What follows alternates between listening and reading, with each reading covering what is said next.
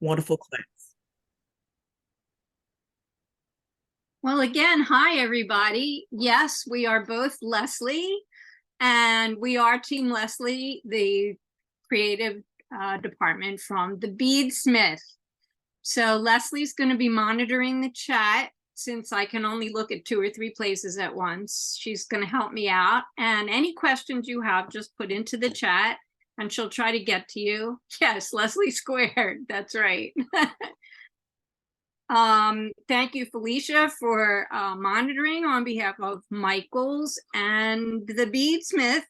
Welcome to the workshop for weaving on a loom. Today, we're going to use our LOOMEEZ, which is a great little starter kit for people who are interested in learning how to weave beads on a loom. It's very easy to set up. I'm going to take you through it as much as I can.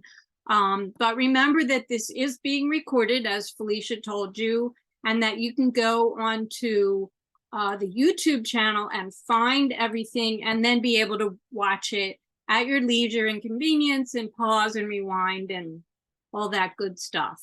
But I'm going to show you how to set this up, how to string the warp, which is the thread going lengthwise, how to start your weaving, a little bit about this particular kit to make our cute bracelets that are adjustable, and we'll see how much we can squeeze into an hour. So let's get started. The loom comes in a box with 4 parts that I'm going to put together. You get your warp thread on one card. You get your weaving beading thread with a needle, and you're going to get a bunch of little beads, just enough to make one bracelet, like the Jenna bracelet or the Love bracelet that's here. And then we're also you also get little findings. There's a silicone lined slider bead that makes this adjustable. So you'll be able to do this. And then you have 2 cute little accents, just nice classic gold tone accents to put where your knots are. So it gives a nice finish, and you can see how easily this pulls apart and comes together. So it fits lots of sizes. Okay, let's start from the beginning. So you have 2 end pieces, and you'll notice that they have these little pegs sticking out here. That's what your warp's going to be woven around. Now, these are the sides of the loom, like this, and you're going to take one of the ends, and with the peg facing out, you're going to just kind of dovetail them into the end of the side of the loom. You can see that you do have some adjustability where you can make it a little shorter. I always use mine as long as I can. And then same thing on the other side, peg facing out, slots facing down into the slots of the loom. Just dovetail right like that. So you can see that there's the peg. So lightweight, nice and sturdy. Okay, we're going to take, to do the warp, you're going to take an end. Now you work from the spool, or in this case, you'll have the little card. There it is that you have. Now I'm working with a slightly heavier thread for purposes of this demo, so you can see what I'm doing. I also like the slightly heavier thread of the warp thread because when you're finished, do you see how you have the braided ends? You want to use a cord that's going to give you something substantial while at the same time being fine enough to be hidden in the beads. So I'm going to take one end of my thread, and I'm going to just tie a knot around the peg. There's a little notch in it.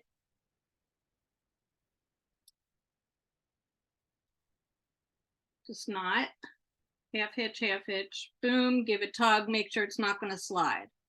Now our bead, for our purposes, and for the purposes of the patterns that are included in the loom, I'm going to make this for 7 beads wide. So I'm stringing 8 threads. You always warp 1 more thread than the number of beads wide. And I'm just going to eyeball center it. And I'm going to string it in one of the little grooves and pull it as straight as I can across to the other side. So you can see there's my thread. And all I'm going to do is wrap it around the peg and come back over the end and bring it into the next slot. Everybody see that? Good. All right, then I'm going to turn my loom around again so you can see I'm bringing it back into the slot around the peg. And I'm pulling it kind of tight as I do this. This loom does not have a way to tighten your warp once it's strong. So I am holding this with some degree of tension on it as I pull it back and forth across the loom. Now, just as an aside, you can see that I'm putting this in every slot because I'm going to be using size 11 Delicas. If you're using bigger beads, you would just skip a space and string it every other like this. So if you're working with 8s or larger beads, you have a bigger space between your warp threads. Okay, so remember I said 7 beads, 8 warp threads. You can see how there's 2 threads here with 1 space in between. That's for 1 bead. Now there's 2 bead spaces, and I'm just going to go back and forth really fast. 3 bead spaces, 4 threads.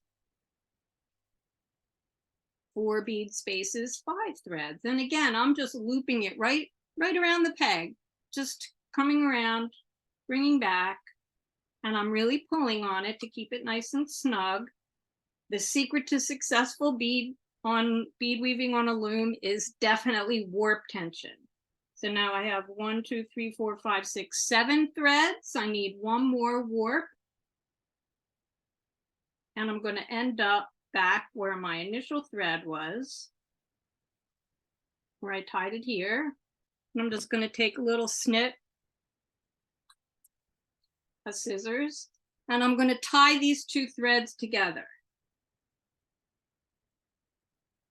So I'm going to loop it around the peg and tie another square knot, pulling that tight. This is your only chance to adjust the tension on this loom. So you want to make sure that it's not too loose. It'll just be harder for you to weave. Okay. So there we go. You can't play a tune on it, but it's got a nice tension. You can see it's kind of bouncy. Let's get that up there so you can see. Here we go. See how nice and straight it is. And on the ends, it's just wrapped around. It doesn't matter which direction you go when you do it. We're going to trim it off the loom later. And there's the end with the little threads. All right. Doesn't matter which way you start your weaving, but I like to bead weave from the part of the loom that's away from me towards myself, because then my hands are not covering the beadwork. If I was going to start here and weave, I'm kind of obscuring my work. So that's my tip as somebody that does a lot of loom work. I would start from the far end and work towards. So I'm a righty. So I'm going to give instructions as best I can for both directions, but I think lefties, you probably are used to interpreting a lot. So what I've done is you want to take, for weaving the beads, you're going to cut a piece of thread that's a comfortable length for you to pull. And I usually do about an arm span, which is a distance from where I'm holding my needle as far out as the piece would be. A wingspan is both arms wide. An arm span is 1 arm wide. So I have my thread and I have a needle, a number 10 needle strung on it.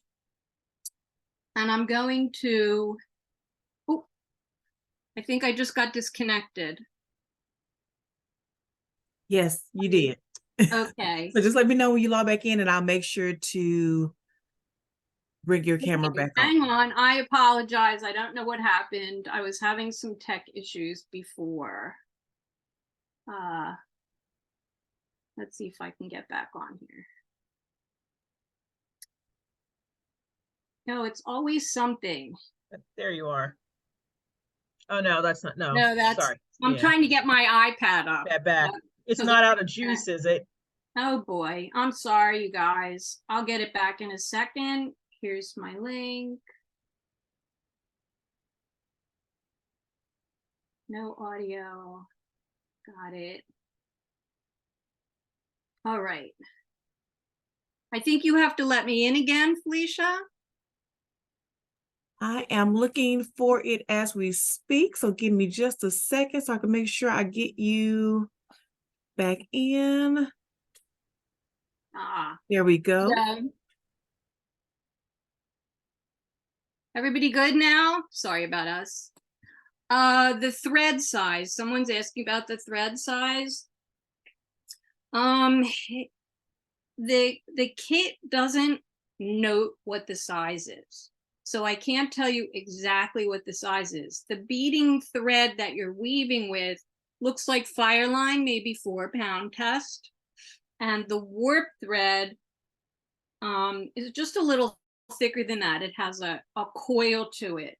So if you're going to use a thicker thread other than Fireline, well, let me back up. I like to use Fireline to warp my pieces because there's no stretch. So the bracelet won't grow as I do it.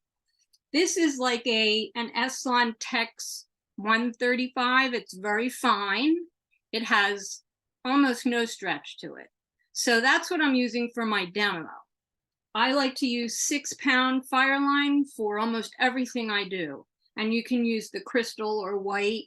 You can use the black, depending on the colors that you want to use. Normally, I use black thread because it recedes into the piece. But in the case of a bracelet like this, where I'm going to have a lot of white showing, you don't want the black thread to show through your work. It'll make it look a little bulky. All right. So we're ready to start the weaving thread. I have the end of my thread, which would be Fireline, or the thread that comes with it. And you're going to tie a half hitch about 2 inches in from the end, leaving 18 inches of tail. And you're leaving the tail because you'll notice in the bracelets how they have a tapered end. We're going to weave a rectangle piece first, and then you're going to use the tail to taper off the end. When you do your rectangle down to this end, you'll just continue with your working thread. And all of these instructions, by the way, lest I forget, are included in your kit. It shows you how to put the loom together, how to string the warp, how to weave. The instructions also have a charted alphabet for 7 beads wide, which is very clearly displayed here, so you don't really need a word-by-word chart. And then it also shows you how to taper the ends to a point and weave in your thread. And, which I'm hoping to get into the demo today, it's going to show you how to end your piece, braid it, add the little findings to make the adjustable finding, the adjustable closure. Now, one difference here, as you can see for the end, they've brought both their ends through in the same direction. I like to crisscross mine. It doesn't matter which you do. Okay.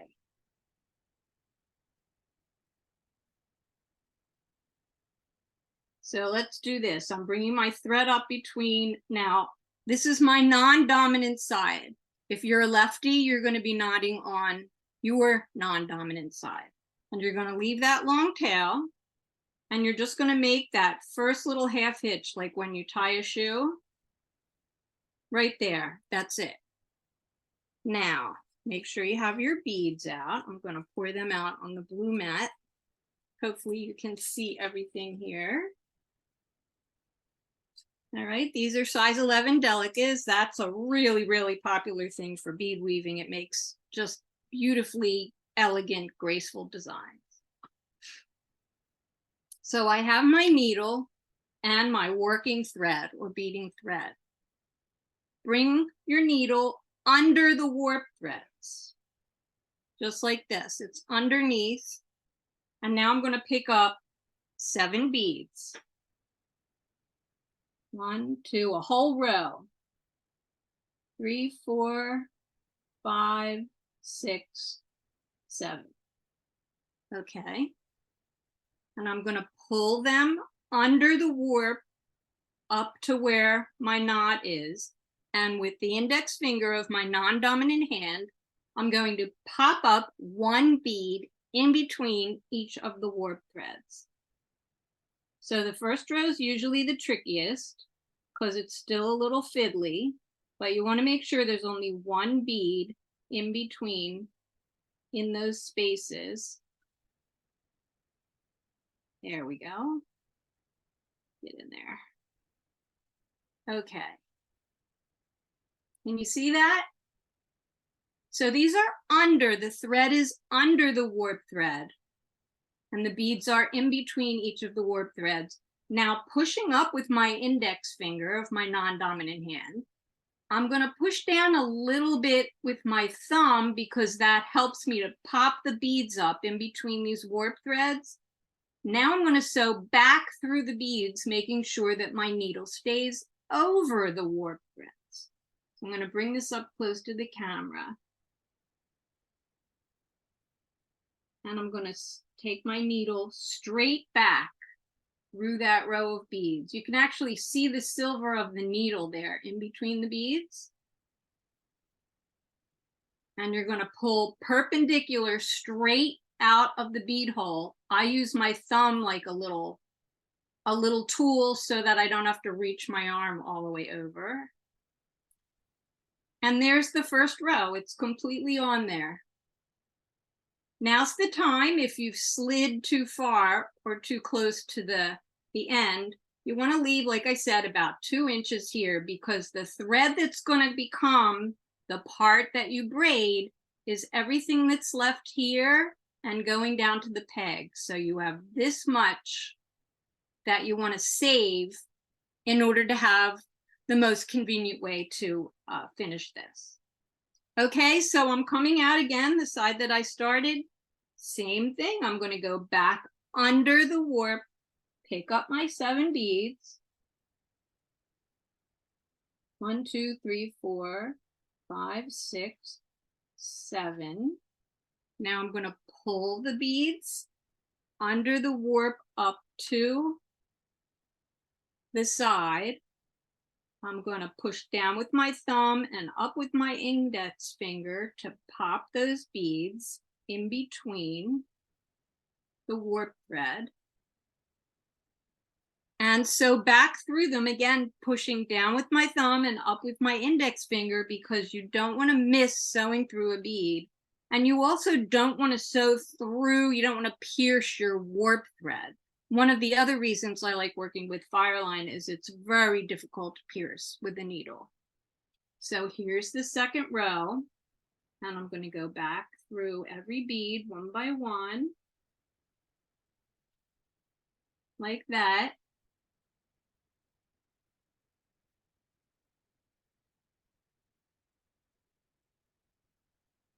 And now we have your second row.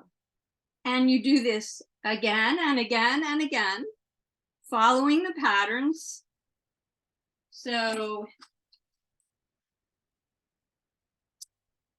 8 Fireline for warp, not 10. You can use 10 for Fireline. 10 for the warp, absolutely. The thing to remember about the gauge of the thread that you use for the warp, you want a thread that's not going to stretch, and you want something that's going to blend in and not create too much bulk in between beads. Now, obviously, if you're using bigger beads, a 10-pound or an 8-pound would probably be ideal. But otherwise, you're going to get a little bit of thread showing, and I'll show you what I mean. All right, here I'm using white thread, and you can see on the part here where there's colors that you can see the threads. Right now it's very tight and consistent, and because it's very colorful, it's not quite as noticeable. But you do want something that's going to blend in most cases. Now, some people do really cool stuff with larger beads and shaped beads where they are using colorful threads to weave with intentionally to sew, and that's just one of the steps you can take to evolve your bead weaving skills. So let's do another row. 1, 2, 3, 4, 5, 6, 7. Now here's something about why 7. Well, the difference between having a design that has an odd number of beads or an even number of beads has to do with what kind of a design you want to make. An odd number of beads gives you a center line. So you would, in a design, you would be able to have 3 beads and 3 beads and 1 to make a center line or bring things to a point, so you can make designs that have that kind of symmetry with the center line. If you have an even number of beads, so say that you had 6 beads, you would have 3 and 3. This would be mirror symmetry, which means you could have symmetry, but you don't have a center line unless you make your center line 2 beads through the whole thing. Does that make sense for everyone? So that's a big difference in every kind of bead work. If you have an even or odd number of beads in your rows, it directly affects the kind of symmetry in the design that you're going to use. So here I have my beads underneath my warp, and I'm going to push them up again. And I know you can't hear it, but with a snug enough warp, when you pop your beads up like that, you can actually hear them click into the spaces. So I'm doing enough rows here in this little demo to show you how you're going to taper off the end.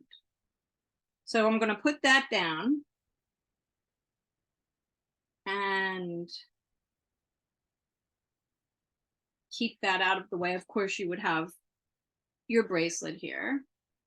Now I'm going to take that long tail and I'm going to thread it on a needle. And here's my needle threading tip. Take the thread. Let's see if I can get you to see it. Right. You want to pull it so that it's just barely showing between your fingers. And then you're going to bring the eye of the needle to the thread. Whoops. And it usually goes right through. Sometimes you have to flatten it. There we go. Second try, not bad, right? Just remember to have just a little tiny little bit of the thread showing, because otherwise you're fighting with the thread, and bring the eye of the needle to the thread. All right. Now to create something that's tapered to a point, let's find the instructions here so I can give you an example. We're going to decrease the rows from 7 beads to 5, and then to 3, and then to 1. So you're going to have that center point that you get when you have an odd count.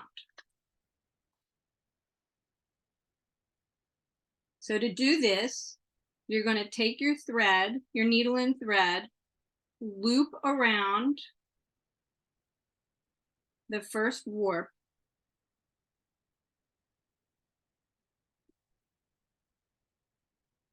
pick up.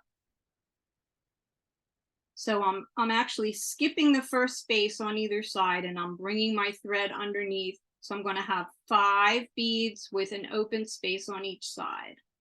So 1, 2, 3, 4, 5.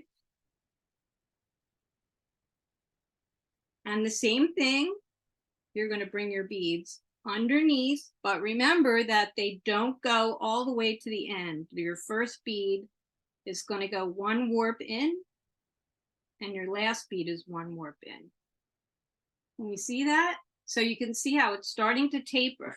Now you want to make sure that when you run your needle back through this, you're coming up in that space.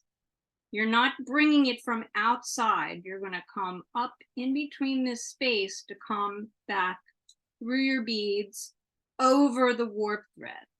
So I'm going to do that. So the needle is over the warp thread. Now I'm going to do the same thing that I did to decrease to this row of 5 to decrease to the row of 3.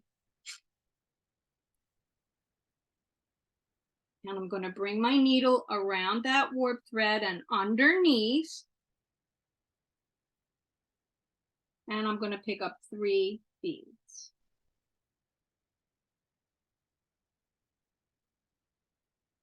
And bring them in.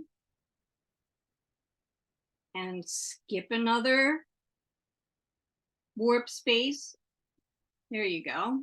So now you have 3 beads.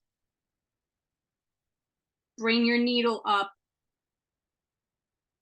in the second to the last warp space and go back through those 3 beads like this. Now here we go. We're going to go again. All right. Around that warp, and we're only going to pick up 1 this time. Put it right in that center. There we go. And come up in the 3rd warp in, which is the one next to your bead. It's not the one that your bead is in. And you're going to do that. And keeping your needle over the warp, you're going to go through that one little tip bead. There's your tapered end. Now you want to weave this back into this beadwork, just going through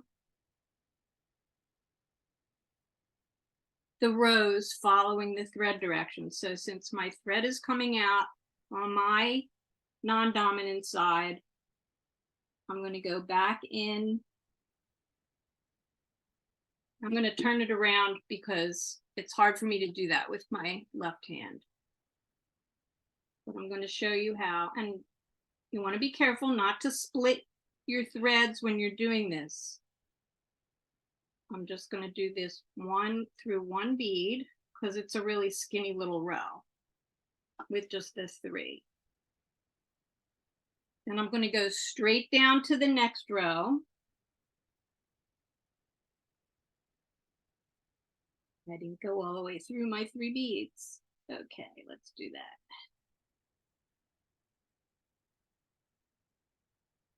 And it doesn't matter if your needle's under or over the thread because they're already on there. So I'm just going to go back through. And I'm kind of bending it to give myself access to these little beads. There we go.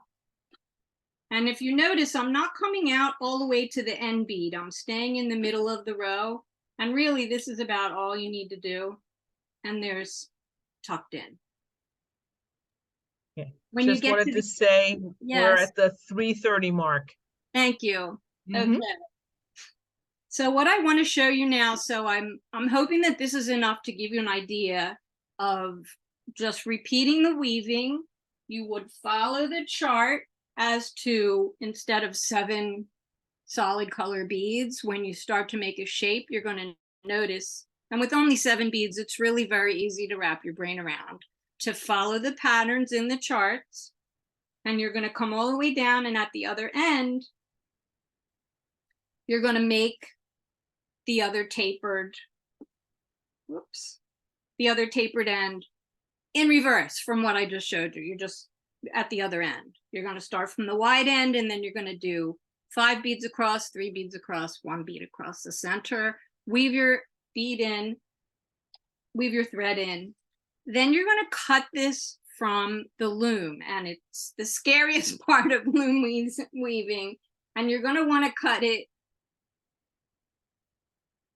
as close as possible to where the peg is to keep that just give you the maximum amount of thread. So you're just going to take a scissors and you're going to cut it right at the peg, and it's going to come off the loom, and you're going to have this right there, and it's going to look like that. And you can trim these to be even. Okay, now we're going to braid the ends into a single braid like this. So I like to use the BeadSmith mini macrame board for this because it gives me something to hold this with. So I would take my finished bracelet and tuck one end into the grooves, and then I have something that I can hold and work with. So I have 8 threads, right? And I want to get 3 sections to make just a simple 3-strand braid. So I separate my threads, my warp threads, into 3, 2, and 3. And I just start braiding them. Left over center, right over center, left over center, right over center, all the way down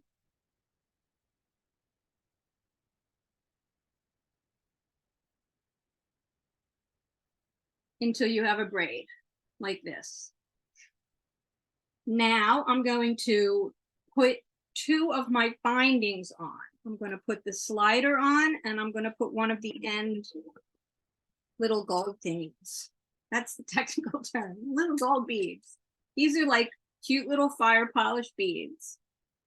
So the slider bead goes on first.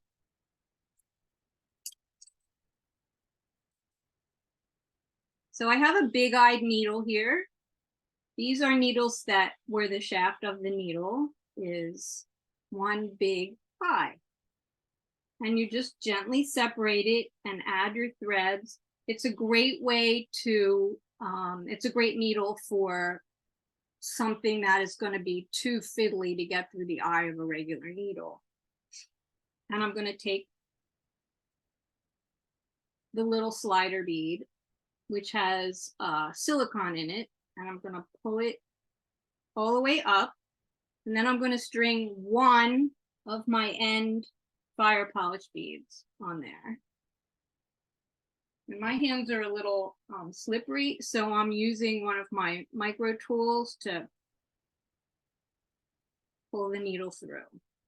Okay, take the needle off, and now you're going to make an overhand knot, so you have your slider close to the work and your little end decorative part, and you're going to make that half hitch.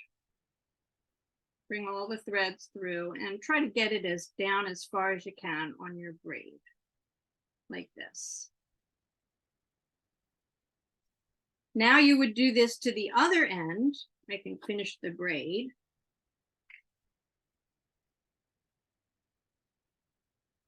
We'll pretend it's braided. How's that? I'm going to take my big-eyed needle again. Here it is.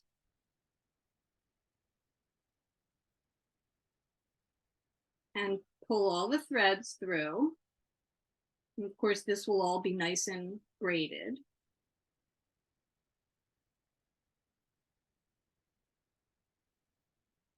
Okay, now here's where we go through the slider bead again. And like I said, you can go in the same direction that you did before. I like to crisscross mine, and carefully, so you don't pierce the braid that's all the way in there. And there's enough space here. You're going to take your needle through, and you can see how now it slides. So, whoops, I pulled my big eye off. We're going to put the other end bead on, just like we did before you put the knot on. All right, where's my other little bead? Oh. Too many things on my bead mat. Well, you get the gist, I'm sure. You're going to put the other little gold bead on the end, and you're going to make your little overhand knot, and then you have your adjustable bracelet. So here we go. Here's one that's finished so you can see how nice it is. You can trim your little ends, make sure those knots, those overhand knots, are tied very snug. And you can trim them. You can dab the ends of these with a little clear nail polish if you want to be extra, extra sure. But there it is.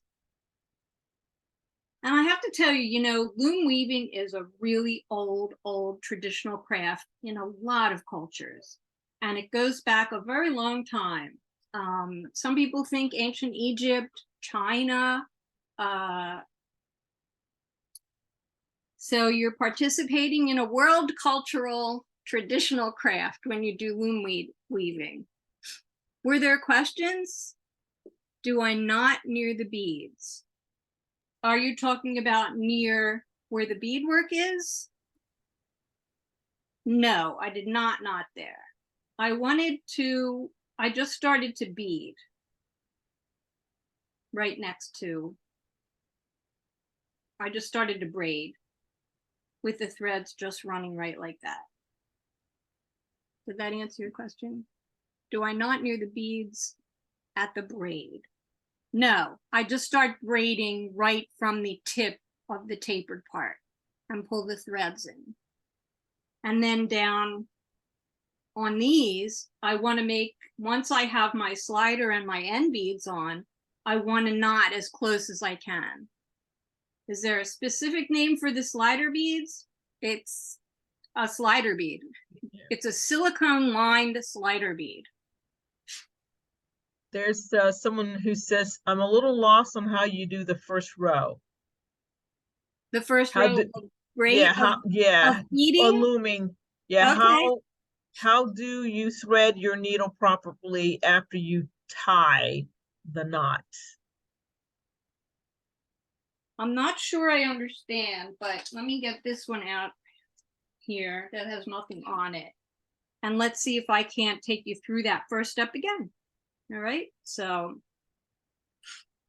I'm just gonna cut a little piece. Where's my thread? Here it is. All right. So I have the needle and thread, and your needle's on one end, and with the tail end, you're going to tie that little knot. It's just a half hitch. And for this, because you're going to need that tail for tapering the end, you're going to leave a long tail. But the way you tie the knot is the same thing on your non-dominant side. So for me, it's my left side. On the outer warp thread, you're going to bring your thread up between the first and second warp thread so you can tie the knot onto that. And it's just like the first knot you make when you tie your shoe. Just that. I don't complete the knot. It's just like a placeholder. It's a placeholder, and because this is going to be so long, you're going to weave it in when you do the tapered end using your tail. At the other end, when you taper the other side, it's your working thread that you've woven all this beadwork, and you're going to have your tapered end, and you're going to weave back into the piece like I showed you earlier to end the thread and trim it. You don't have to knot your thread when you're finished. All right, somebody said something about the jewel loom. This method of bead weaving works on just about every loom. This is the basic method for weaving beads on a loom. Even things that are big, these big tapestries and everything, start like this, and you're bringing your beads under the warp. You're going to string a whole row, or if you're working a big piece, some people do partial rows at a time, and you're going to pop your beads up and go back through it, keeping your needle over the warp thread. Right? Does the slider bead have silicone inside? Yes. That's what gives it the friction to hold itself in place. The slider bead comes with this. There are other slider beads available separately. You're going to have to check the Michael site for those. I'm sorry, I don't have that information for you. But silicone lined slider beads for adjustable bracelets are available, since you only get one in with this loom. But the loom, by the way, is, I think I said, extremely lightweight. I have actually traveled with this and taken it apart by taping my loom at the ends on the headstock. And then when I pull it out, I can just fold it up. So I tape it so that they stay in here, and I'll fold it up and I'll tape it to the other one. And then I can deconstruct this loom and travel with it flat. That may be a little advanced, but see, I took it all off the loom. So, but you can see how easy it is to put together and take apart. Every loom uses this method of bead weaving as a basic. Is it the same way of setting up the warp? You mean on the jewel loom? No, it's a little different. But most of the time you have,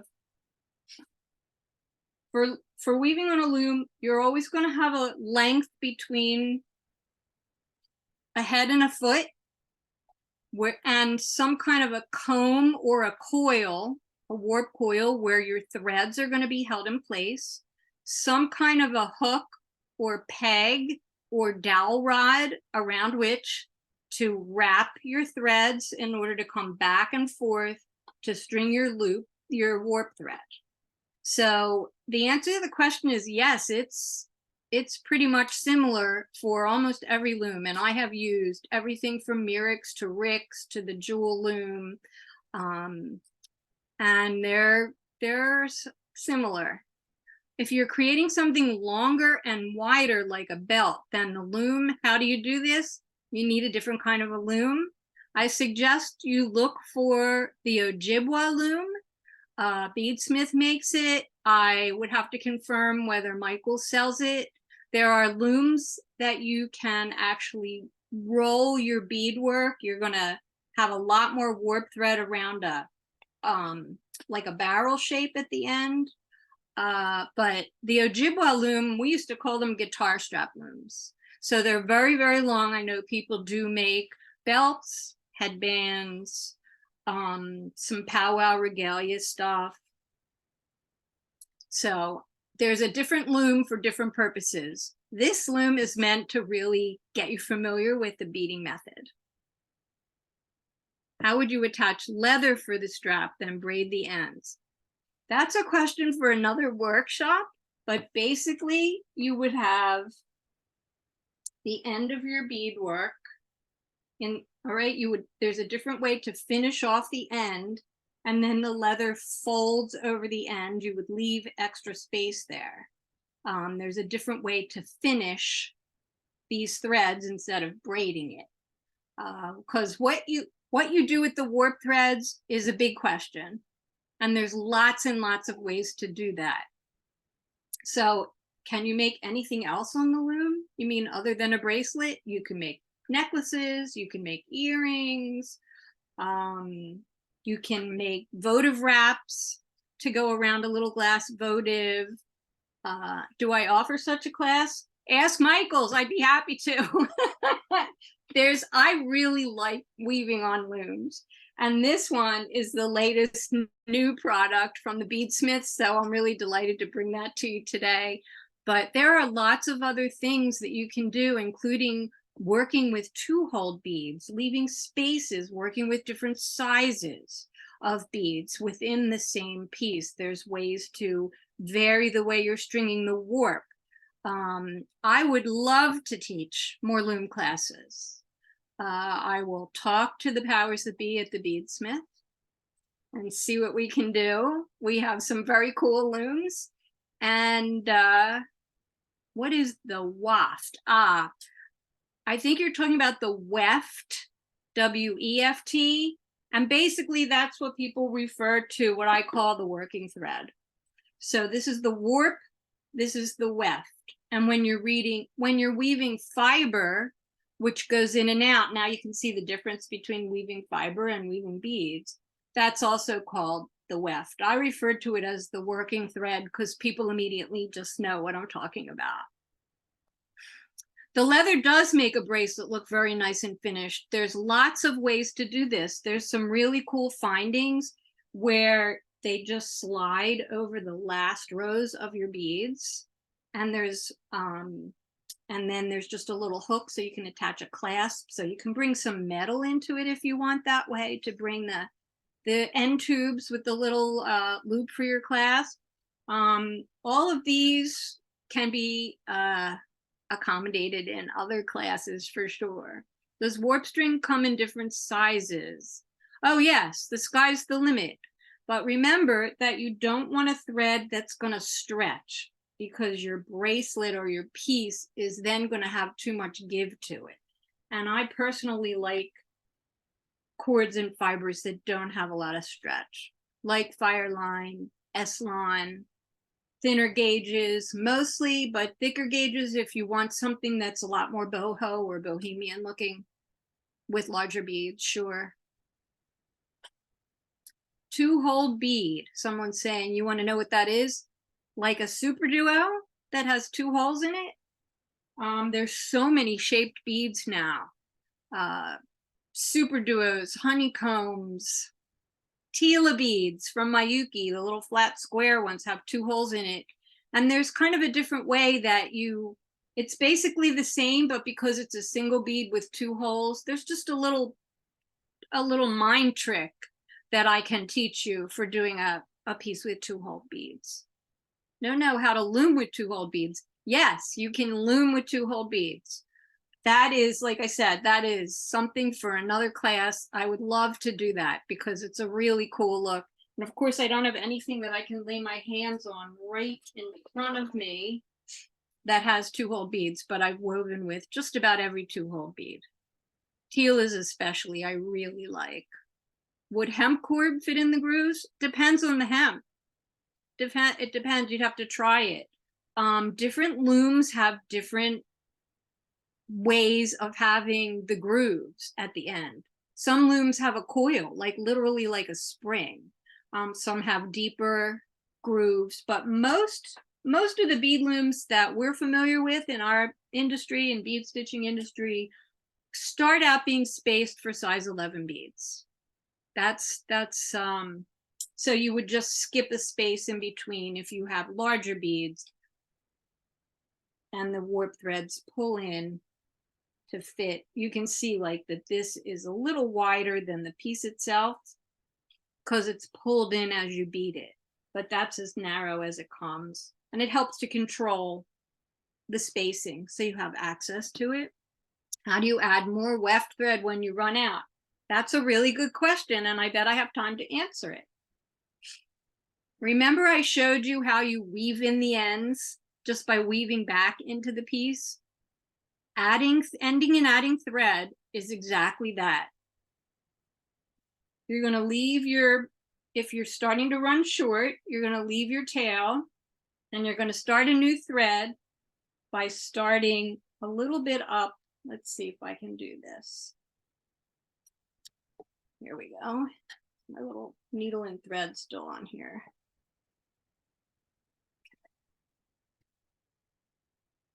So if I was running out of thread here on this piece, I would take my needle from underneath just so the end isn't sticking out, and I would bring it up between beads, and I would weave through in an S pattern, meaning I would go across one row and then come down through another row and around until I was coming out where my ending thread is. And then I would leave the needle down there, and then I would weave the end back into the piece. So they're going to crisscross, but this is why you snake through. You don't go all the way through a row and all the way through a row. You'll fill up the bead holes too fast. Does that make sense about adding thread? You're basically just weaving into the piece because it's not going to get a lot of tension on it. Once the piece is woven, you're really not going to be able to, it's not going to come apart on you. You do not have to knot. You can just weave in for, I would say, at least 4 or 5 rows, snaking down until you come to the row where you have to come out where your last thread was. And then you can just continue. Now, a lot of people, including myself, actually, when I end an add thread, I leave my end thread sticking out until my piece is finished. And then I go back in and I weave all the little ends in together. So I think that's probably about it. A class on how to bead multiple size beads on the same weave. So much fun. Oh my gosh. Then you're going to play with spacing too, because then you can have like big pearls running down the center and little beads on the side. There's just so much. You can tell that I love this. So hopefully I'll be able to do it again. Stay tuned to michaels.com for some more classes coming up. And on behalf of Michaels and the Beadsmith, thank you to my partner in crime, Leslie Pope. Thank you, Felicia. Thank you to Michaels. And remember that you can go, I think she said like in about 48 hours, it'll be up on the Michaels YouTube channel, and you can rewatch it and go through it again. And please reach out to me if you have questions. I'd be more than happy to answer. So thank you. Stay hydrated. Happy beading. I hope you had fun and learned something to help you become a better jewelry maker. Bye.